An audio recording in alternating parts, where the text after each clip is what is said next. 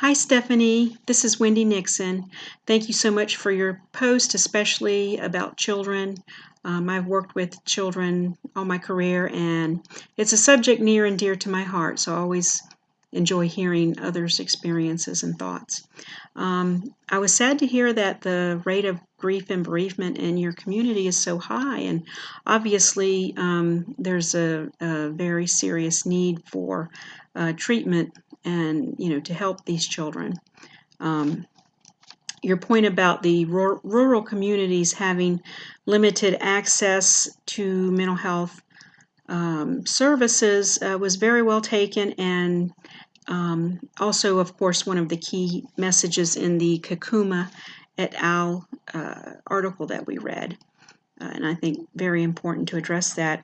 I personally live in a rural community, probably not quite as rural as yours, but we do have a school-based program where therapists go to schools to collaborate with the schools to provide mental health for especially lower socioeconomic families that don't have the resources to take children to therapy, or the parents are unable to take off work to take children to therapy. So I just think that's been a wonderful community program that we have.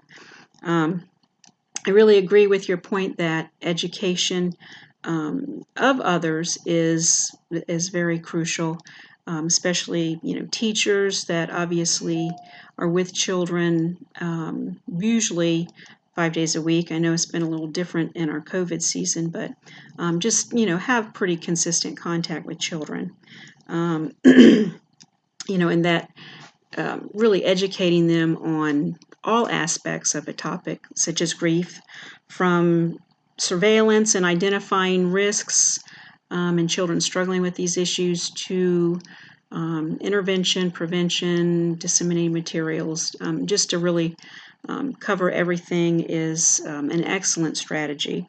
And I really also like that the Kakuma et al.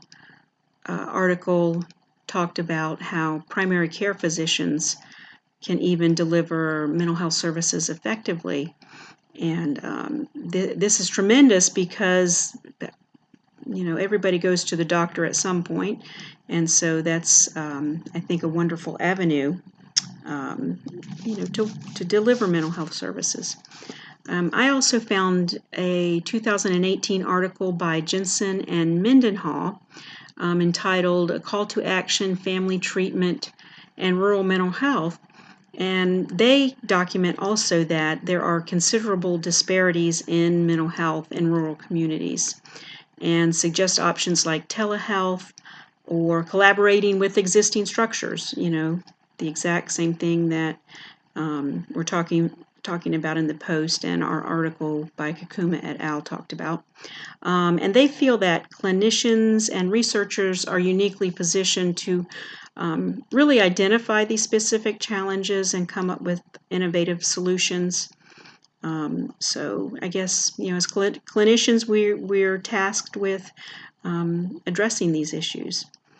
Finally, I was impacted early in my career by a book called Beyond Consequences, Logic and Control. This was by Dr. Brian Post and Heather Forbes. They identified the importance of what they define as the life skills interview. And so the point of this is that children in the moment of conflict, maybe emotional dysregulation, it can be more effective for the people with them in the moment to help them learn to apply coping skills, or provide support and intervention for change. And so that really impacted me, and I guess have decided to try to partner with teachers, paraprofessionals, just everybody working with children to help have a more effective therapeutic interventions for them.